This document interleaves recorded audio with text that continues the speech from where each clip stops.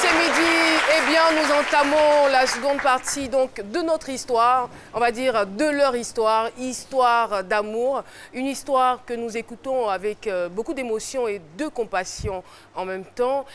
L'histoire se déroule comme 24 heures chrono, j'allais dire. C'est vraiment digne d'un film. Hein. Voilà, votre histoire est digne d'un roman à la fois pour m'adresser donc à Méliane Cuny. Je vais écrire l'histoire. Voilà. Voilà. Et moi, ce qui m'impressionne dans cette histoire, c'est votre courage. C'est votre courage. Voilà, c'était pas évident. Vous auriez pu l'abandonner dans son état, comme on le voit très souvent, mais vous avez été là du début à la fin. Et jusqu'à maintenant, vous êtes encore là. Parce que ce que les téléspectateurs ne savent pas, c'est que Cynthia avait non seulement perdu l'usage de la parole, oui, mais elle était aussi complètement paralysée. Elle était paralysée. Le cou, la tête était ici. Son cou était tordu. La tête était là. Comment on appelle? Elle était paralysée. Et parlant elle de était devenue comme une boule. Elle est toujours, puisqu'elle oui, elle est toujours, elle ne marche pas encore. Elle était devenue comme une boule. Donc, il fallait d'abord redresser le cou. Et puis, au chemin, c'est depuis le chemin, le cou a été redressé. Parce que quand le kiné il est venu, il a travaillé une fois, deux fois, j'ai regardé comment il faisait. Puis moi-même, j'ai continué. Dieu merci, le cou a commencé à se redresser. Donc quand le cou s'est redressé, j'ai compris que tout le reste peut se redresser. Ouais. Donc c'est comme ça, on a commencé à... Allez-y. Voilà, c'est comme ça on a commencé à travailler. Elle ne s'asseyait pas. Quand il a fait asseoir, on l'attache dans le fauteuil pour qu'elle puisse se maintenir debout. On l'attache avec le foulard. Donc, au moins, on compte, c'est par seconde on travaillait. Au moins, si elle a réussi à faire 10 secondes aujourd'hui, demain, elle fait 15 secondes. C'est comme ça. Dieu merci, elle pouvait s'asseoir maintenant. Et pour la faire arrêter, c'est comme ça on l'a fait. Quand je la tiens sur tes pieds, elle fait au moins 3 secondes, elle a réussi. Demain, on passe à 5 secondes. C'est comme ça, ça a pris du temps. Et puis, on a fait. Dieu merci, ça se redresse, ça se redresse. La parole aussi, on faisait les rééducations de la parole. On faisait ça... Avec des spécialistes, je suppose. Oui, avec des spécialistes. Mais j'ai dit que c'était les moyens parce qu'il fallait payer, il fallait faire pour la parole, faire aussi pour les muscles. Il fallait payer le transport, il fallait payer l'hôpital. Donc, quand je vais, même si j'ai fait 2 séances avec vous, que je vous ai vu faire, je retourne à la maison, je deviens un spécialiste en même temps et puis je commence à travailler sur elle. Donc, c'est comme ça que je fais. Avant de retrouver Méliane, est-ce que vous avez eu l'occasion de rencontrer, c'est vrai que vous étiez limité dans les moyens, vous avez pu rencontrer un psychologue après le traumatisme qu'elle a vécu? Oui, bon, disons déjà que moi-même j'étais son psychologue à la maison parce que, je ne sais pas, les thèmes là, quand il est en face de moi, ça vient. J'essaie d'enlever beaucoup. Je me rappelle une fois, quand je suis quitté au travail, parce qu'on est 2 à la maison, quand je vais travailler, il l'enferme avec le chien, Timor qui était là, je l'enferme. Quand je viens, je trouve ses yeux sont rouges. Cynthia, tu pleures? Donc j'essaie d'enlever. Parce qu'elle s'est vue pour la première fois dans un miroir, mais elle n'a pas reconnu. Donc elle n'a pas supporté. Donc il fallait effacer ce cliché pour dire désormais, c'est notre vie. Ça fait partie de nous. Aujourd'hui, là, c'est ça qui est là. Ça fait partie de nous. Donc il faut l'accepter d'abord, avant que la guérison ne vienne. Parce que si tu refuses de l'accepter, la guérison ne peut pas venir. C'est ça. Je pense que vous ne vous appelez pas Guéla pour rien.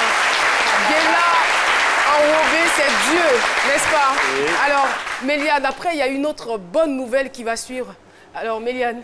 Moi, déjà, j'aimerais vous encourager. Je salue votre courage. Et j'aimerais savoir d'où vous tirez toute cette force, tout cet amour-là, en fait, pour permettre à Cynthia de se rétablir. Sérieusement, d'abord, c'est Dieu. Ça, il faut le dire, c'est Dieu. Et puis, je dis toujours que c'est Cynthia. C'est Cynthia, on l'a grandi ensemble. Et vous l'avez aimé depuis le début, hein? On a tout fait ensemble. Vous m'avez dit que son modèle était votre idéal de femme. Et tenez-vous bien, ce qu'il n'a pas dit sur le plateau, en fait, l'ex-première dame, Madame Bédier, faisait rêver ce monsieur. Donc il s'est dit, s'il doit avoir une femme, c'est une femme qui a à peu près son physique. Voilà. Vous avez chaud avec monsieur Bédier, hein, le président Bédier. C'est de sa biche royale que vous parlez là. À ce temps, c'est vrai, j'étais au CM2. C'est ça. On regardait le journal à chaque fois, quand on voit Mme Ariette Conan Bédier, je dis, tiens, mais elle ne peut pas vieillir, sa manière d'être, elle est belle, et son petit visage, son coude. Quand je l'ai vue... Et Cynthia restait belle, on va dire, malgré l'accident. Oui, malgré, voilà, ça fait des années aujourd'hui, mais elle est restée belle. Donc, quand on fait son portrait même là, quand je la regarde, sérieusement, je ne vois pas qu'il y avait une souffrance à l'hôpital, je ne vois pas qu'elle ne marche pas, je ne trouve pas qu'elle était malade. Je faisais ça, même si c'était à refaire. Je n'ai pas dit qu'ils n'ont qu'à l'agresser encore, mais je dis que même si c'était à refaire, j'allais refaire. Ça, c'est l'amour, en fait. C'est l'amour. Sérieusement. Mais c'est ça. L'amour, c'est pas juste les paroles. L'amour, c'est la démonstration, c'est dans les actes. Voilà. Et votre amour sera récompensé parce que Cynthia va tomber enceinte. Enceinte. Ça, c'est cette année. Cette année, c'est vrai qu'on est en train de faire de la rééducation. Mais la rééducation, c'est partout. Hein. Il faut faire tout. Il faut rééduquer tout.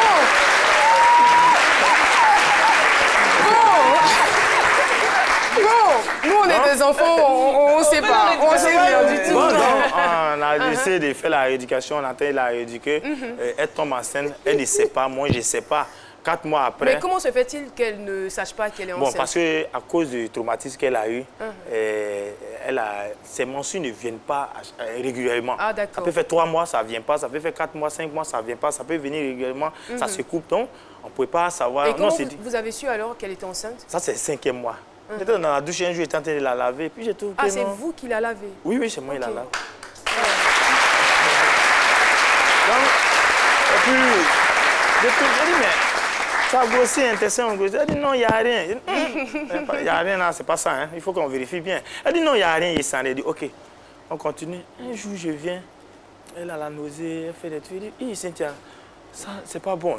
J'ai été effrayé, son état, elle tombe enceinte, ça devient quoi? OK, comme on a gardé de bonnes relations au CHU, sérieusement, le professeur, il nous appelle à chaque instant pour voir l'état de Cynthia.